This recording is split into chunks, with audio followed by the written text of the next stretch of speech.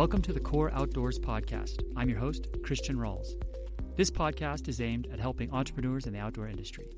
Each episode is a conversation with an entrepreneur willing to share what they've learned so that we can benefit from their experiences. This podcast is brought to you by CORE, the Kootenay Outdoor Recreation Enterprise. CORE is a nonprofit organization based in the Kootenay region of interior British Columbia. CORE's mission is to support the growing network of gear and apparel makers and entrepreneurs within the Kootenays. Every year, CORE hosts the summit in Kimberley, BC. The CORE Summit is the only place where the outdoor, bike, and ski industries come together in Canada. This year's summit is on October 3rd and 4th. This year will include keynote speakers, presentations, and workshops on topics like marketing, intellectual property, wholesale sales, e-commerce, accounting, and much more. Take advantage of the early discount by registering now. To register, go to coreoutdoors.org/summit. Today's conversation is with Robin Hall, the co-founder of Town Hall Outdoor Company, based in Steamboat Springs, Colorado. Town Hall has recently made a splash in the outdoor industry with their line of sustainably made outerwear for kids. Robin and I talked about how she's building brand awareness by going to a staggering number of in-person events and how that grassroots marketing is paying off. We also talked about how she and her partners have bootstrapped the business, the importance of finding the right retail partners to work with, and how to make those relationships successful. We also talked about the Rural is Rad movement that Robin and some friends launched last year in Colorado. Robin has a love for the outdoor industry and for getting kids outside, and that energy comes through in our conversation. Please enjoy this conversation with Robin Hall. All right, Robin, thanks so much for joining me today. Thank you so much for having me, Christian. I'm elated to talk to your audience. It's awesome. Nice. Okay, so my first question for you is, what is your fondest memory of being outside? Ooh, well, I grew up in the San Francisco Bay Area, and my family, we weren't big like campers, outdoor people. We were more the load up the family truckster and, adventure around the West. But we did make it up to Lake Tahoe a bunch to ski. And I'll never forget, I must have been 8. No, maybe my brother was 15 and I was 10 maybe. And we're skiing in Squaw Valley, which is now Palisades. And he's like, let's ride this chairlift. I'm like, it's going really high, Alex. Are we really doing this? We get all the way to the top. And then he's like, let's just hike up to this cornice at the top of Granite Chief and this whole thing. And so we're hiking and we're trekking and we get up to the edge. And I mean, it's the steepest thing you've ever seen. And I'm 10 and we could ski. It was fine. But I just remember the wind blowing my hair sideways. And we have a photo. And I'm like, Mommy's going to kill you. And he never lets me forget it. And we made it down just fine. But that was my best memory, is just adventuring with my brother in the middle of nowhere. It was great. That's beautiful. That's amazing because it segues nicely into Town Hall Outdoors. It's interesting. Maybe that was the first seed planted of creating some really amazing outdoor gear for kids. So just give us a little bit of a background on the products that Town Hall makes. So just we got to understand where the brand's coming from and what you're all about. Yeah, for sure. We create sustainable and super durable kids outdoor apparel with community and planet all in mind as our core values. And we generally make, traditionally, we're doing largely winter gear. So think ski jackets and, winter wear. We do have a little bit of a summer collection, but we're typically talking to 5 to 14-year-olds. So extra small to extra large, everything from proper ski jacket with pass pocket and pit zips and all the bells and whistles, down to, an anorak that's just a wind water recycled piece that's made with all leftover fabric from our down puffy. So everything to get our mission and vision in life is to get more kids to love outside, and anything that can help them go outside and be comfortable and stay outside longer, which in turn helps parents stay outside longer if they want to. That's the goal. And how did it come about? Like, what was the starting point for this vision, this idea? Because it seems like a very mission-driven business. Like, what instigated it all? I was in the middle of a fantastic career at an outdoor gear company named Smart Wool. They made a merino wool socks and apparel, and was 11 years in, and got a phone call that our headquarters, I live in Steamboat Springs, Colorado, and that's where Smart Wool was founded. And we were notified in 2018. I was actually camping in Jasper National Park with my family up in your neck of the woods at that time, and got a phone call that they're moving the brand to Denver, along with a bunch of other brands. The parent company was moving everyone. So I certainly wasn't intending to start a business, but all of a sudden, faced in front of me, talking to my kids and our family, we kind of looked at each other and said, we're not leaving Steamboat. We got to do something. We got to do something to give back. So another gentleman by the name of Jay Lambert, who was at Smartwell with me, he was there for 8 years, heavy supply chain, master of product and supply chain. He and I got together with another gentleman, Joe Solomon, in town here in Steamboat, who is a serial entrepreneur and who's incredible. And we put our heads together. We said, we got to do something to give back to the community, create jobs, and keep this kind of outdoor industry mind trust here, if you will. So it came together in this kind of now famous for us, Venn diagram, where we said, why are we staying in town? Well, it's really our kids in this community, and we can't raise our kids anywhere else, and we want to give back. And what are we good at? Well, we're really good at the outdoor industry, and we have a really nice network, and we know how to do apparel. And what are we passionate about? And it's really the planet, and not just creating more stuff to create more stuff. So those 3-4 things met in the middle: kids, community, planet, and outdoor. And Town Hall was born. We saw some really nice white space. No one at that time was really laser focused on kids and building quality, durable outdoor gear that was purpose built and fresh and fun for kids in the US. So that was 2020 we launched, and we just finished our 3rd winter of gear. What was your role at Smartwell? Were you in apparel design at the time? No, I was always kind of the supporting, less sexy back office, jobs. I was finance. I was IT. I was my favorite strategic planning and consumer insights. My favorite 2 jobs are the last ones. I was head of retail, so I opened all retail stores around North America. So everywhere from the store in Banff Avenue. I lived up in Banff for a little while and helped put that store together. Chicago, Denver, those types of places, and did that. And that was kind of getting my feet wet as running my own little business. I had no employees. I had to kind of beg, borrow, and steal to get inventory to use, to get photography to use, to get advertising, that type of thing, social media placement, all from within Smartwell. Of course, they were very forthcoming with it all, but I didn't have a team to carve out to say, can you go do this? So that was really fun. And then my last job there, which is really neat, was head of sustainability. Smartwell did everything fantastically from a sustainable perspective, everything from the wool on the sheep, just getting a haircut, to, commuting on bikes, to light bulbs, recycling. I mean, everything we did, all the inputs were really laser focused on sustainability. But my task was, and my common thread throughout all my jobs was really come up with this project and manage this project to focus all our arrows in one direction on lowering our greenhouse gas emissions. So really developing a strategic plan from a sustainability perspective. And through all those roles, it was so insightful to get to sit with each person in each department and say, what do you do? Why do you do it that way? How could it be better? And what should it be? And then design new processes and solve problems from that perspective. So I learned marketing and product development and sizing and costing and all the nuts and bolts I needed that I didn't know I needed, and was developing this quiver to start Town Hall. Amazing. It's very unfortunate to have the kind of almost like entrepreneurial experience within a large or, seasoned organization. For sure. Use it to your advantage. So when you had the idea for Town Hall and you see the white space, and you're like, no, this is something we need to do. And, number one is like, you want to create the life you want to live in the town you want to live in. Owning a small business is a great way to be able to do that.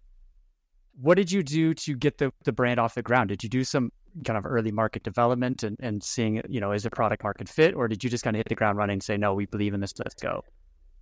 Great question. We used a bunch of our resources, a bunch of our network to kind of get out there, everyone from Outdoor Industry Association to past retail partners to past sales reps we had known from our earlier days to really assess product market fit. What's the kids market like? And believe me, we got some, don't go into kids. The margin's tough, or it's an afterthought, or, kids always gets shown, you go into a line showing with a buyer, kids is the last thing, and they have $5,000 left, and that's just what they write you a check for, and you just fill in with whatever you got.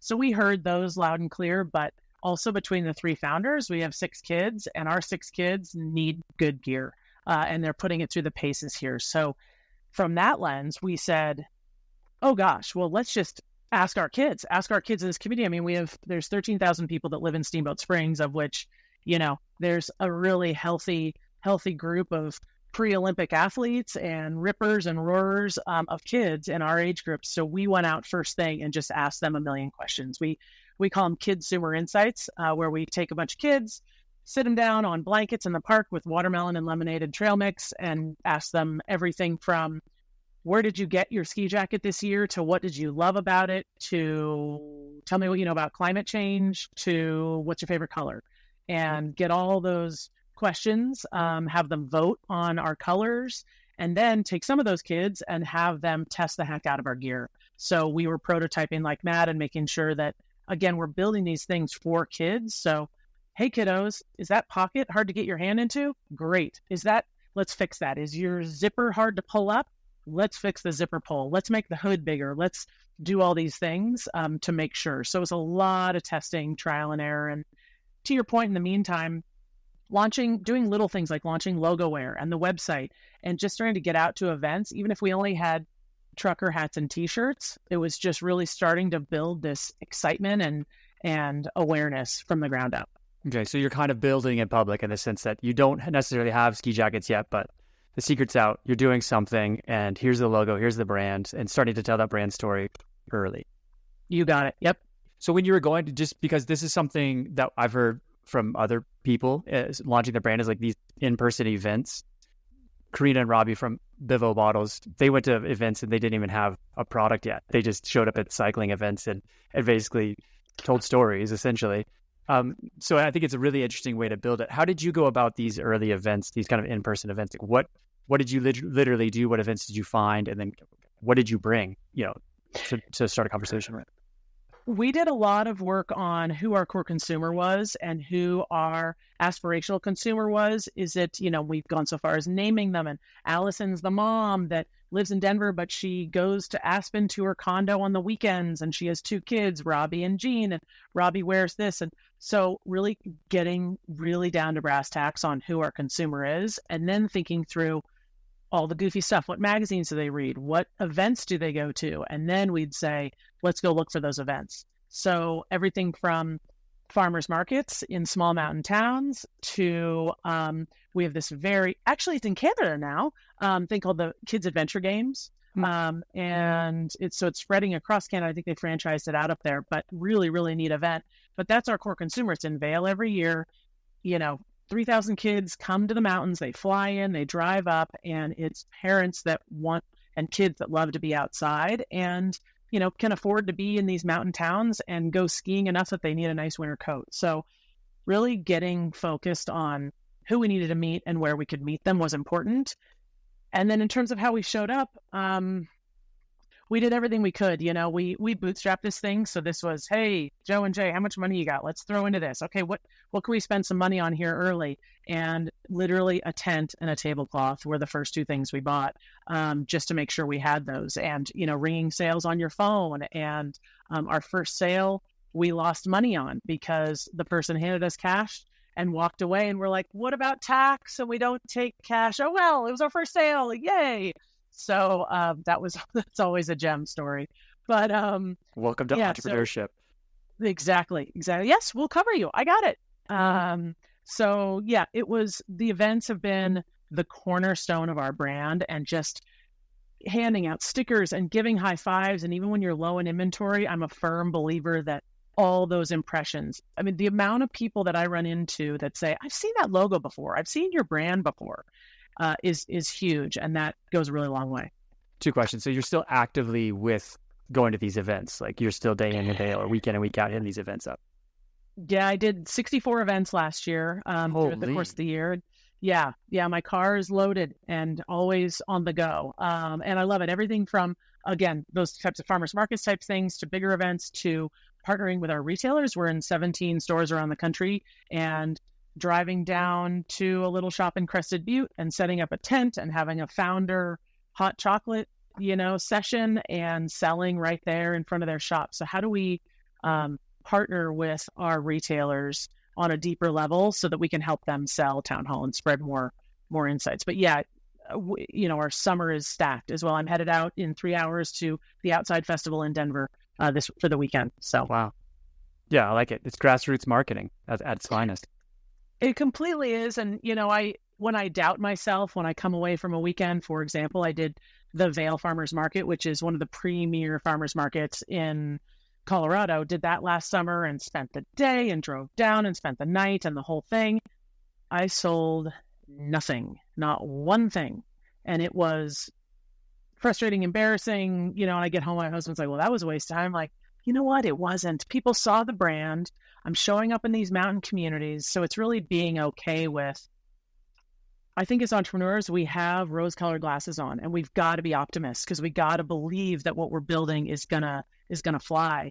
And despite that loss, just keep going. I got to find the next one. We'll go to the next one. I won't go to Vail again. I'll find the one next door. So it's an interesting learning process for sure. Yeah, I always think about the brothers who started Life is Good. Remember that T-shirt monopoly? Yes. Decades ago. They started by selling Life is Good T-shirts door to door in dorm rooms in colleges, right? And then they ended up in every airport in America at one point. So you got to start somewhere. Indeed. I'm also interested in the idea behind these junior focus groups, these kid focus groups. That's a really great idea. Are you still doing that in your product development process? I just did one a month ago, and I actually partnered with Junior Achievement, which is a really neat program. I don't know if you guys have that in Canada, but really neat program that teaches kids, generally middle school, but also elementary school, kind of the nuts and bolts of starting a business and entrepreneurship and personal financial planning, those types of things. So really neat kind of bolt on to their normal academic curriculum. And so I partnered with them, went into an 8th grade classroom and talked for 15 minutes about the brand. And then 40 minutes, answered questions and then asked them a million questions and did a consumer insights in the classroom. So it shows up in lots of different ways, which is really fun. That's cool. I mean, differentiation as a small brand, differentiation is like super important, right? Like we're all standing out in a pretty crowded market. What do you do to differentiate Town Hall in the market? Couple of things. Number one, we tell our story. We're super authentic, super down to earth. The three of us we're just parents that are good at apparel, that are making great gear. There's nothing fancy here. We tell our story. We tell it honestly. We give high fives. We celebrate kids. We welcome people into our community. So I think there's something special about that, in quotes, the big brands can't quite do, right? Yeah, I mean, you see it at the North Face or name that brand, any other brand that just when things get big, it's hard to be small still. So keeping that smallness and really growing slowly is what we're striving to do. Showing up at these small events, for example. When it comes to if I'm not there to shake someone's hand, how do we differentiate ourselves? The product. And two things. One, the product. It really is fresh and fun. If you check out our website, we're not doing cutesy dinosaurs and unicorns and traditional kids stuff. The look is a little bit more kind of mature and interesting, but super colorful, fun, vibrant. So our stuff pops out on the rack. Last winter we were on the rack and I'd go into these stores and like, oh, that brand did beige and that brand did dark green. Why? Boy, our reds and blues really pop. So that's really neat. And then the last thing I think in conjunction with that is really partnering deeply. We believe in the partnership business model, which is partnering very, very deeply with everyone we interact with in this business. Everyone from our factory partners in Asia to our consumer, all the way down, to our print person for our stickers, all the way down to our wholesale and retail partners. So going into these stores and choosing and hand selecting and going deep with the wholesaler and retailer to make sure that it's a good partnership and they know our story and then they can relay our story. So I think that sets us apart too. If we're a fly on the wall and you walk into Skinny Skis in Jackson Hole, Wyoming, I'm sure Taylor and the team up there would say, oh, and then there's this brand. She just delivered the stuff from her warehouse in Steamboat Springs. And here's why Robin and the team are special. I think that goes a long way for people these days. And Skinny Skis has they care about kids. They have a good kids department. So they have a great kids section. They do. Well, yeah, definitely. They've been a long time retailer of ours. I want to talk about getting into retail and those partnerships in a second, but I'm really interested in about how you and your partners have a background in product development and apparel. That's obviously an advantage to a lot of people who are ready to start a brand. Was it all previous relationships that allowed you to walk in and create new products, or did you have to kind of beat the bushes again and find new factories for yourself? Two-prong approach. One, we went to relationships. It was great because Jay would call, one of the Smartwool factories, which is literally the number one factory in the world for, cut and sew type stuff in Asia. And she's like, how many units do you want to make? And we're like, 1,000, and it's like, sorry, we're just not, we just can't support that. So that was tough to hear those no's early on. But we quickly learned that, gosh, if we can find a smaller factory partner that is in this to grow with us, and again, partnership business model, presenting them with our strategic plan, presenting them with, here's our sustainability roadmap. How can we do this together? So we had an old buddy in town, a great buddy in town who was at Smartwool for 23 years. And he said, you should call this guy. And he's like, Jay, you've met him on one of your Asia trips. So we called this factory, and he said, I'll absolutely take you on. And that was a huge, huge win for us. So we've been going strong with them. This will be they're cutting and sewing and building our stuff right now for our fourth fall. On the logo wear side, I think I mentioned earlier, we're really grounded in our mission, vision, and values. And so it makes decision-making very easy. I would never say running this business or, starting a business is easy, but when it comes to making decisions, if you can have your mission, vision, values dialed, that goes a really long way. So, when Jay and I are looking for t-shirt vendors or hat vendors or what have you, we always go back to sustainability, community, location type, queries. And so that's been interesting to really see the up and coming companies that are really laser focused on sustainability. And we partner with one called Recover in North Carolina, and they bring in, everything's built within X miles of their factory and everything. So lots of great opportunities. People are doing really neat things in the kind of t-shirt customization space stateside, which has been really cool. So those we had to hunt for, but word of mouth and entrepreneurship, these circles are small. So we're not afraid to ask other folks who they use that they respect it and enjoy working with. So you have one factory that's doing your cut and sew work for your puffies and for your anorak and all that. That's all coming from the same factory. Yep, you got it. That makes it easier for sure. For sure, yeah. Yeah, those relationships with factories are key. The longer you can keep them going, the better. Oh my gosh, you're telling me. And yeah, it just shows our devotion and support of them. And then likewise, and they love, we send them our press hits we get and they get excited. And Jay's visited twice and he went and met with our material and trims factory in Taiwan. And, we have a good relationship with Allied Feather and Down, who supplies all of our recycled down, which is really neat. So yeah, it all comes back to just this community of ours is so special. We're so thankful. So that's super cool. Yeah, you talked about the mission, vision, values, and I 100% agree. It just makes those decisions so much easier as you go. And sustainability is definitely a big part of your mission and vision. Talk about how sustainability plays into your product designs and your production. Yeah, sustainability. So there's a couple of things here we're focused on. One is using as much recycled materials as we can. I guess first off, let me start at the top, which is we're making something, right? And that's inherently hurting the planet. So there's a problem there.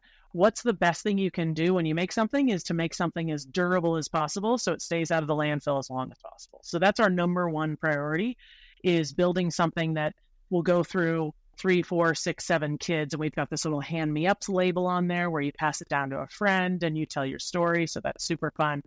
So there's that one kind of first leg of the stool, if you will. And then recycled materials. We're using, we're at 100% recycled fabrics, insulation, and then now trims. The last piece we've got to get to is like our Velcro, our zippers, and our snaps, which is tough just from our minimums, how many we make perspective. So it's hard. And then using dead stock, and that type of stuff. So really making sure that our marker efficiency is there and we're using as much excess fabric.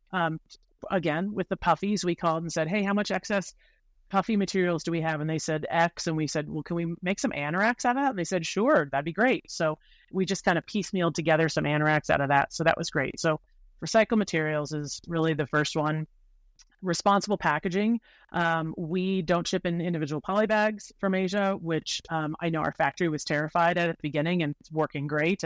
And so that's been good. We do everything from our kids, our 6 kids in town, if they're in town deliveries, more than likely they'll ride their bikes and deliver your order to you, which is super fun. We do, cloverly offsets, little things at checkout, that type of thing. No automatic hang tags or anything unless we're shipping to a retailer. So materials, packaging, and then we are 1% for the planet and working towards our B Corp certification, which is super fun, which is going to get us really to this greenhouse gas emissions measurement, which, we've got to get as much as we can out of the supply chain. And then our goal is to buy offsets, which I know are taboo sometimes because you're just writing a check for your woes, but really buying enough offsets in a super town hall, juicy, creative way. For example, can we go plant 10,000 trees up at Fetcher Ranch in Northwest Colorado? Can we go do riparian work along the Yampa River in our own community with a bunch of kids? So doing that and going really above and beyond our impact and trying to get to planet positive is our goal as well. And then the fourth kind of piece of that whole sustainability mantra is constant evaluation. And again, these certifications and 1% for the planet is always looking at ourselves in the mirror. And boy, sustainability is a very tough space it changes on a dime, right? Like today, compostable hang tags are great. The next day, nope, people don't have commercial compost. So we got to go to biodegradable, what have you. So always learning and always asking ourselves the tough questions and then sharing super transparently that we're doing the best we can. And if you know something we don't, please share and learning from the industry. So those are the biggies around sustainability for us. Those are huge. And I would imagine kind of going back to making decisions easier, having those clear guidelines on your what is required for your products kind of lays out what the future looks like for your product expansion, like your product line expansion. Do you have plans to expand the product into different areas for kids' outerwear? For sure, yes. We, like we mentioned, introduced that anorak, introduced a recycled fleece piece as well. We got Gear of the Year, Outside Magazine, Winter Gear of the Year for the anorak, which was great. But, transparently, revenue, they haven't really taken off. It hasn't gotten this cult following like our winter gear has. And so kind of racking our brains as to why and, always soul searching on price and colors and fit and all that stuff. And one other thing we feel is, we kind of launched them on an island.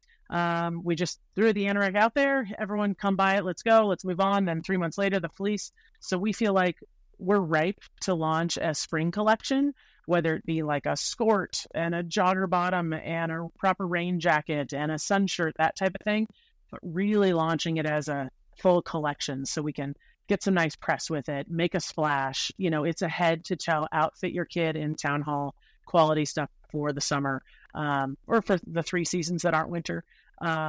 So yes, that's our product expansion right now from a seasonality perspective. And of course, as an entrepreneur, you can imagine the seasonality of our business. Boy, cash flow is a delight in the winter, fall, and then we hit these spring, summer months, and not selling a jacket for a while is tough. So really trying to smooth out that from a business perspective, that's going to help. And then in the winter side, we're launching a new skip down jacket this fall, which is 100% recycled fabrics insulation, but it's a synthetic recycled. So we're not using recycled down. So it's a little bit more price point affordable, a little bit more stuffable, no hood. It's going to be kind of that go-to mid-layer piece for kids headed to school, that type of thing. So yeah, always kind of really keeping SKU productivity tight and strong so that we don't just release a whole bunch of stuff and let our colors and sizes and styles get out of hand. Mm-hmm. Very smart. So you're selling both direct to consumer and you said you have you have 17 key retailers that you're working with. Just want to talk about the direct to consumer side a little bit. Like, how are you going about how are they finding you? I mean, I know 64 in-person events in a year probably helps, but how are you kind of casting a wide net online digitally to bring people to town hall to know more about your brand and what's working in the process? It's crazy, Christian. It is literally word of mouth. We have spent, I think total, we've spent $200 on digital ads. It sounds crazy, but we have been just hitting the pavement from an in-person perspective and then the press perspective and leveraging our retailers. That's huge. I mean, it is hard to give up margin, right? Like when you sell to a retailer, the margin hit is really tough, but boy, when you partner with the right one, they're going to tell your story. They're doing all the marketing for you in the Jackson Hole market.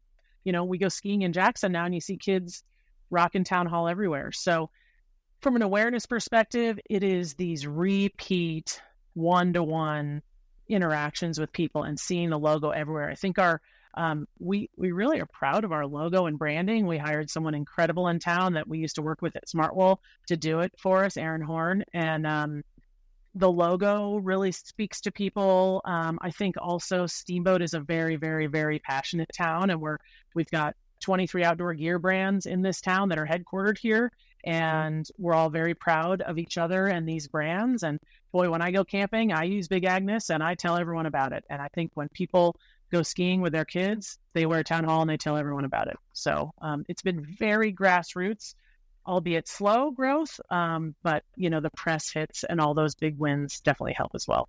That's great. I mean, that's amazing that you can go and only spend $200 on digital advertising and finding the alternative to basically pay per click. That's good for you. That's amazing. And I think maybe not the smartest, but well, I mean, those personal referrals go way further, so I would say, like, if you're going to spend $50 to get, $50 for a person to go recommend to 3 of their friends is you'll never get those returns in $50 on a digital ad. Like, it's amazing what those personal referrals do for you. So yeah, very true. That's the way to go for sure. So with those key retailers, how did you go about selecting who you wanted to work with, and how do you view that relationship between selling to a retailer and partnering with them while at the same time also selling your products online with them? Like, you're not competing. I mean, a rising tide lifts all boats is what I like to say.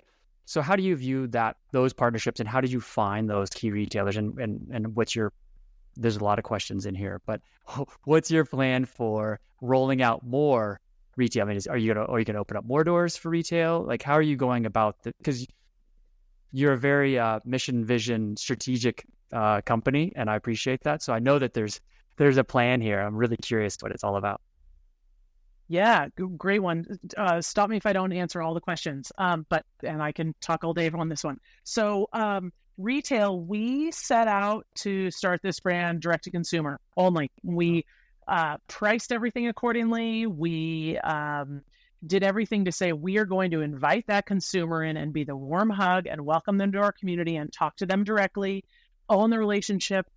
In little side note, save a bunch of margin. Like I was just talking to on the margin side, we thought it would be saving margin by not, selling to these retailers. And boy, with a budget of $200, you find out real quickly that you're a grain of sand in the world of the internet.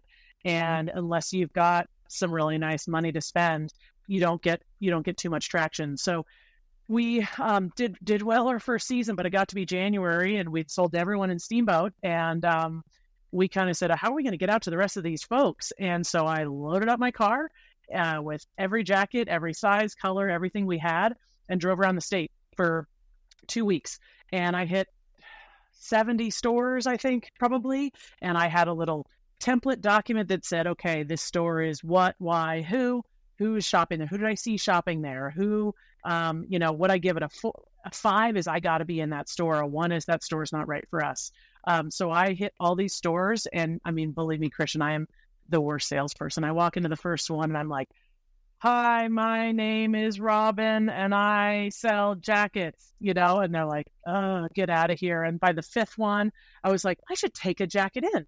By the 10th one, I'm like, I should ask for the buyer. Like, just the learnings were hilarious, and came away from that with 5 stores, I think, that first trip, but learned a ton about, to your point, how do you select? I'd walk into some that it all smelled like ski and snowboard wax, right? Like it was a hard goods store. So that's not for me. Then I'd walk into some that no one would even lift their head up from their phone and talk to you. I don't want that, because I'm going to rely on this person to interact with the customer. So really evaluating them on a whole host of fronts. What brands do they carry? Is someone going to buy a $195 ski jacket if all they're carrying is $125 for kids? So a lot of kind of assessment and gut feel, honestly, like, did my story resonate with them? Did their story resonate with us? So that was the kind of the selection process. And then, of course, gosh, out of the 15 that we were like, we die to be in, we get into 4 or 5. So that's fine. Of course, they're not all going to be yeses, but then I keep that list and I keep hunting those. And every time I'm in, Glenwood Springs, I stop at Summit Canyon Mountaineering and try and continue to push that envelope. So that was kind of the how. When it comes to that relationship and not stepping on toes, it's interesting. It's tailored skinny skis. He said, so you're going to sell to other stores in Jackson? And I said, well, I'm going to try unless you tell me otherwise. I'm like, would you like the exclusive? And he said, what, actually, it really would go a long way if you did something up at the resort and then maybe you did something at like Snow King. Then you get these people that are kind of seeing it everywhere. He's like, if you can avoid the guy 2 doors down, maybe that might be nice. But to really, to your point, rise all tides, let's get some more awareness. And so I have no shame in sending all of my retailers, all of our press, all of our wins, all of our, yay, we just hit X on the website, or hey, we're dropping prices on the website. So I am overly transparent with them to make sure that A, they're bought in and they understand that we're all in this together. But then B, to really help them sell the brand too. So that's been a really nice relationship, I think. Sometimes, again, it's hard. I'm not the ultimate salesperson, and I'm such a tiny piece of their business that when I get their ear, I take it and we riff on stuff. And they're informing me of what they see. They're the ones that are choosing colors for the next season along with the kids. So it's been really helpful. Yeah, I think I'll correct you though. The worst salesperson is the person who doesn't walk in the door. So you walking in the door, you probably beat out 80% of the other people. Thank you. So thank you. You got to give yourself a critic because there's a lot of people who just literally phone it in or email it in. Right. So yeah, that's true. You'd go in on the dog and pony show, as I like to call it, and trucking everything around is really important sales work. And it's hard. It's like super hard work to do. And as you learn quickly, there's ways to get improving at it. So of course. Yeah, good for you. I think that's Thanks. key. So Thank you. In the future, I guess, the perfect world scenario, we've had a few years more success under your belt. What is that perfect blend of the ratio of sales that you'd like to see from a direct-to-consumer versus retail, kind of knowing what the margins are and what they are? Like, what are you aiming for in that way? I think in the dream world, to put a number on it, it's probably like 60% D2C, 40% wholesale probably. The why behind that, I guess it's, we sell the whole collection. No other of our wholesalers anywhere, and it's totally fine. They cherry pick things. And so we're always going to carry other colorways and other things that will hopefully bring folks to the brand. We're also the first to say that if our retailers aren't successful, then we're not. So drive people to them. I don't care. We sold it one way or another. Let's get it out the door, which is great. So yeah, I think that's the right mix. You asked earlier kind of where we headed with retail. We are choosing this year. We're opening some kind of bigger, more exciting doors here in the next couple of months, which I can share when they actually ship, which will be great. But we will. We're working on shipping those and really honing that partnership and being the best partners we can. So I'm not going to get in my car and truck all over. I've done Utah, Idaho, Montana, Wyoming, Colorado, and New Mexico. Next up would be like Bend, Pacific Northwest, Truckee, and just for me to be away for 3 weeks and hustling on those and spending that effort when my effort's actually going to be better spent going deeper with our current retailers. We're opening 5 new doors this year, which is going to be really exciting this fall. So for right now, we're going to hunker down with who we've got and really make sure that we're making them successful.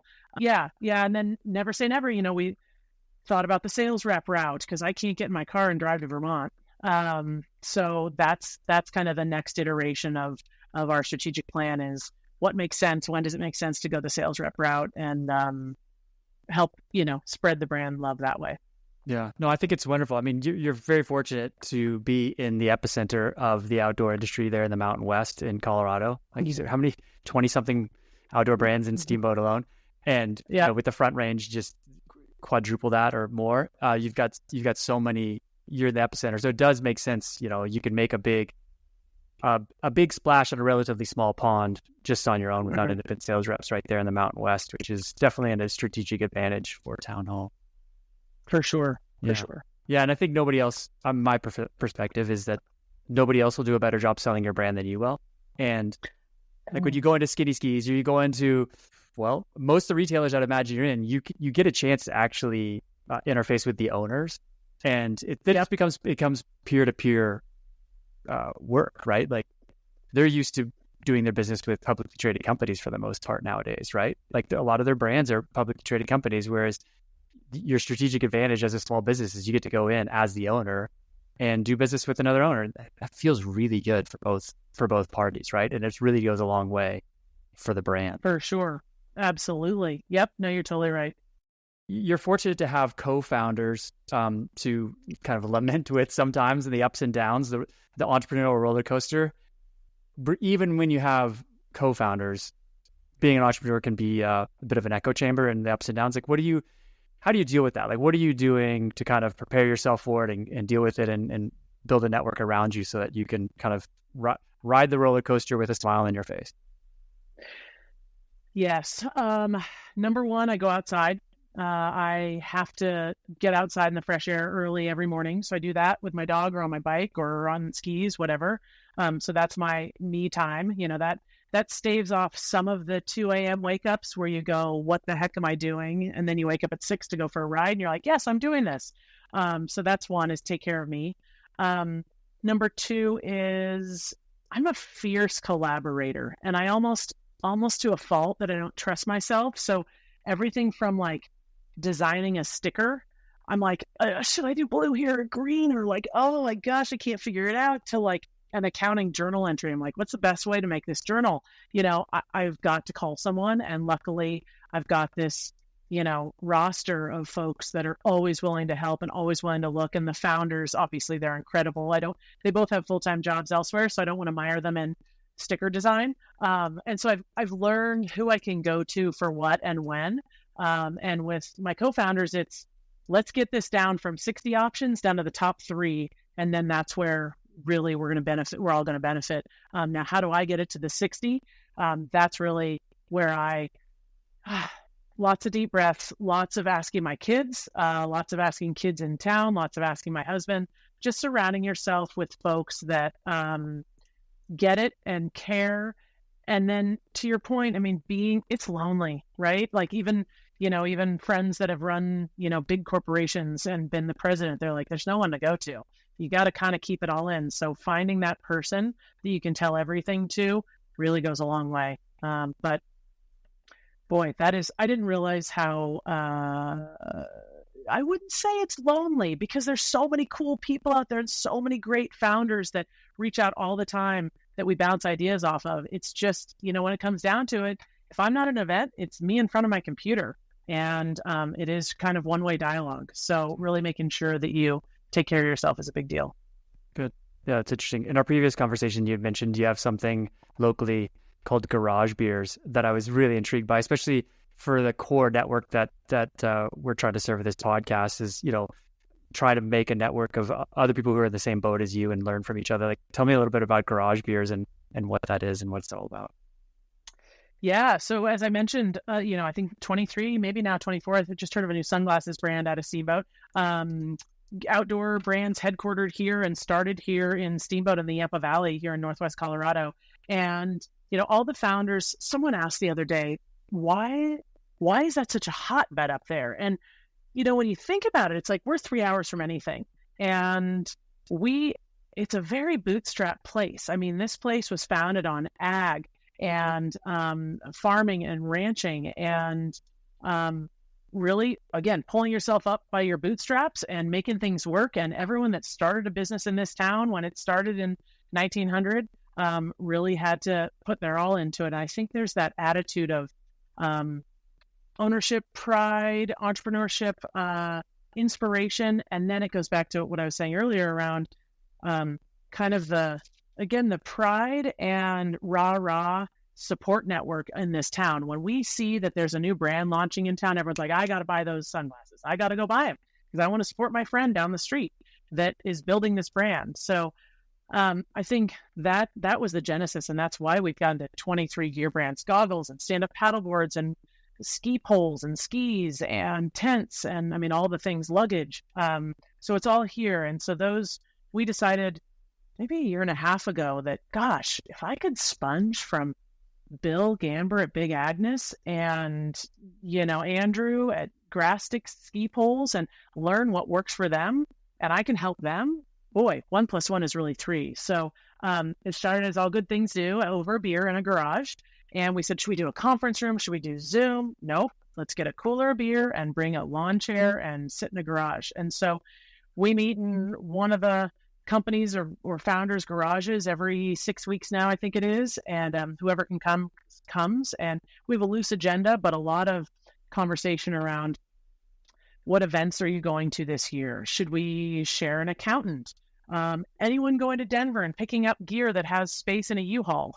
Those little things, but all the way to the big things like, boy, hiring and firing and, strategically, what should we be thinking about, or funding, or those types of things. Marketing, what's really resonating with your consumer today? Wow, maybe we could use that too. Maybe we should partner on a giveaway, what have you. So really sponging and learning from each other has been really neat. And the transparency of all the people is just the coolest. So we're so thankful. That's good. Good for you. That's an enviable position to be in. You've also launched something kind of building upon that network and that community of founders. You've launched something called Rural is Rad. Tell me, and when I read the press release before, I was like, we need this. Tell me more about Rural is Rad.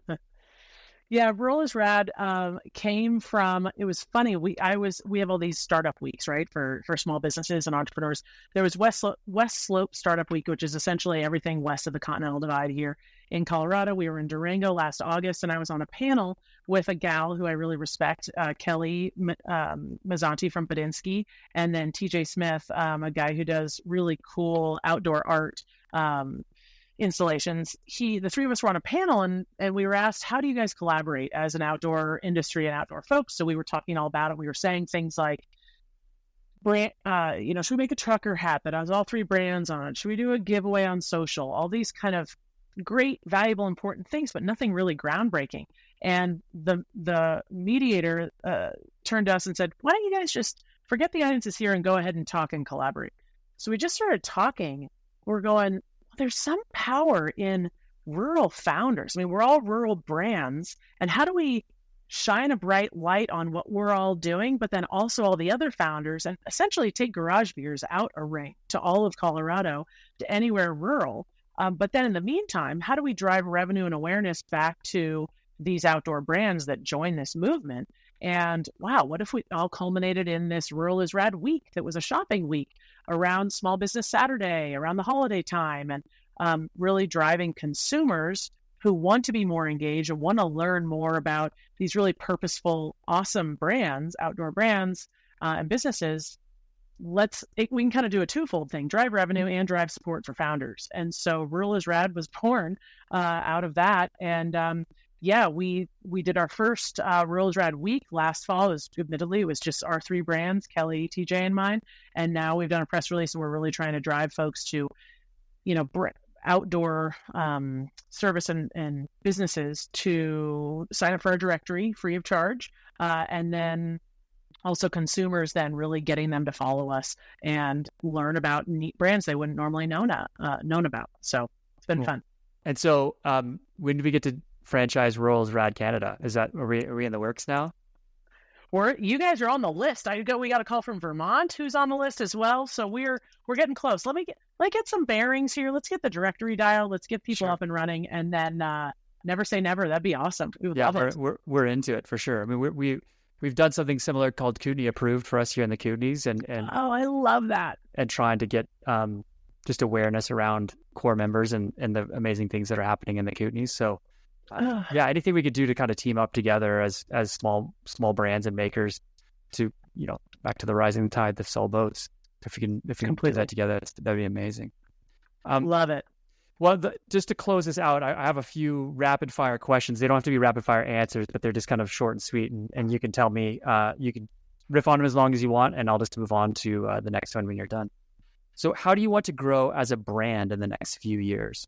And you can identify few or define few as forever. That is rapid, my friend. How do I want to grow as a brand in the next few years? I think we have developed some really, really, really great brand love. And our community is the best part about this brand. I mean, when you see town hall on the mountain and kids have the biggest smiles on their faces, or they're stomping in puddles, walking to school, wearing our jackets. It is so special and so incredible. So I think as a brand, continuing to be completely soulful and authentic to, we just want kids to love outside, to getting more kids outside is huge.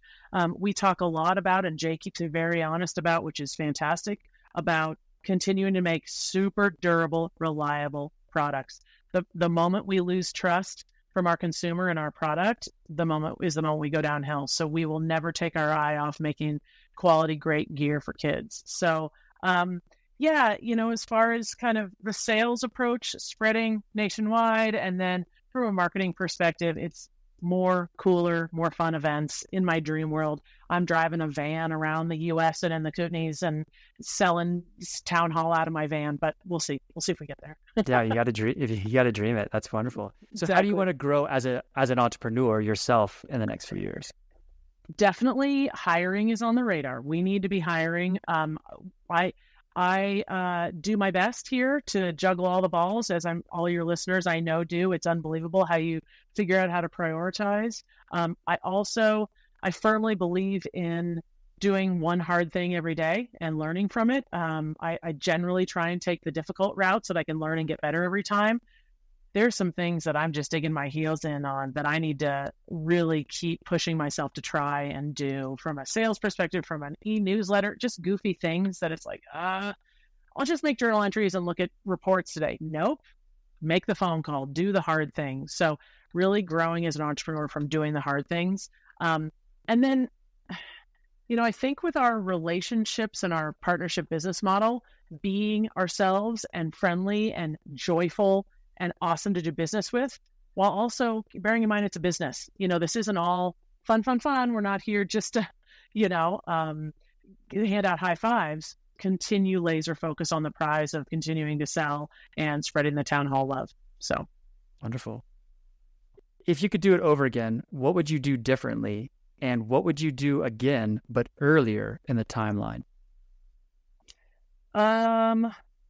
Differently, I would say we would have had a wholesale retail strategy when we started this thing. That covers a lot of stuff. That covers pricing. We would have priced things differently, those types of things. So I think that's our big aha moment. Anything else we would have done differently? I can't quite think of anything, honestly. I feel like, not that we've done everything right, but we've really followed our hearts and followed our noses. To say, should we have carved out money for digital ads? I just don't know if that would have worked at the time that we needed to. So we truly have been following our noses, and we're proud of where it's gotten us. But in the future, maybe not follow our nose as much. If I can, if a staff member or I can find enough time to really review reports, dig into Google Analytics, dig into what's working and why, so that we can continue to react positively to those things, that's important. What was your second question? It was, what would you do again, but earlier? I guess you kind of answered the same thing, because it's wholesale. You would have just done that earlier. Yeah. Yep. I think so. That's good. Sure. So the last question is, how do you define success for yourself? For myself or the brand? You can do both.